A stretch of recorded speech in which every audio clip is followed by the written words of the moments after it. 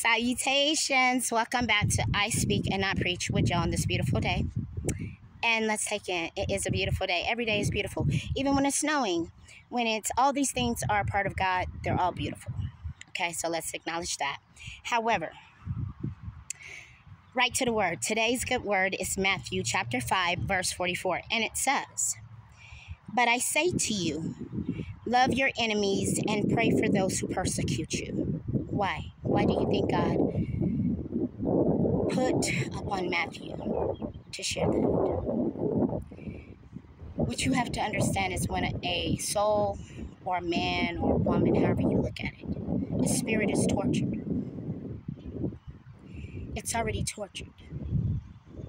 So to curse a cursed soul doesn't make much sense. And you can't call yourself a holy man and wish for a man more torture, more curse. For all you can do is pray that he finds his way and alleviates some of that in his life. For a man that knows pain. See, God knows pain because God knows this world. So, the last thing a blessed soul would ever do is wish for another man to remain in pain. For God knows what pain is. I can tell you I know pain. Just because I transmute it and I've learned to use it doesn't mean I don't feel pain. It just means that I've learned to not allow it to be wasteful. I've taken the energy and I've harnessed it for something that can help instead of continue to just fester and harm. So, but that's God's gift to me. That was God's gift to me. I was in pain. So I know what it is to be lost. I know what it is to feel tortured. I know what it is to feel cursed. I know what it is to feel low. I know what it is to feel high, like you're on a high horse. I know what it is to feel confused. But when you see a man that's persecuting you, especially falsely, you pray for that man. You know why? For that man could have taken that time to work on the torture and the pain within.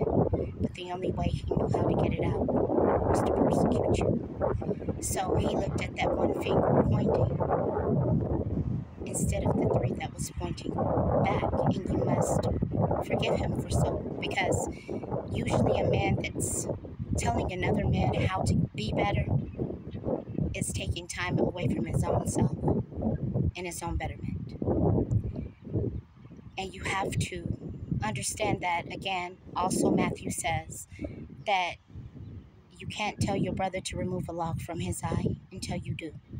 So most men are blind. Women, man, mankind are blind to their own downfalls and their own faults. So it's easier to look outwardly and say what needs to change than inwardly, because that requires hard work. Pray for that man, especially a man that falsely persecutes, for that man is lost. He doesn't know how to get the pain off his spirit, so he only surrenders it again to others, which is why this statement is hurt people, hurt people. And a healed person does what? Heals people. So try not to allow yourself to be succumbed when you see someone lying on you, you seeing someone persecuting you, you seeing someone berate or even degrade. Just know that a person is standing there and hoping that they can bring you there too, for misery loves company. So be smart, discern, and pray for that man or that woman. Otherwise, thank you for allowing me to share. Hopefully I made it come to life and make some type of sense. Again, I speak, not preach.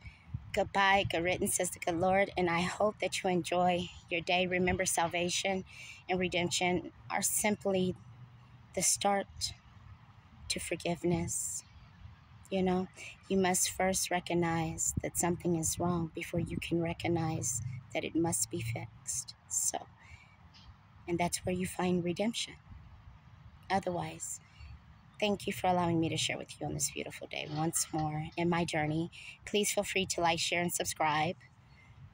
Some days are better than others. You know, sponsored by Every Day Ain't Pretty. All right. Hey, y'all, thank you again. Goodbye. Good riddance, says the good Lord. Enjoy.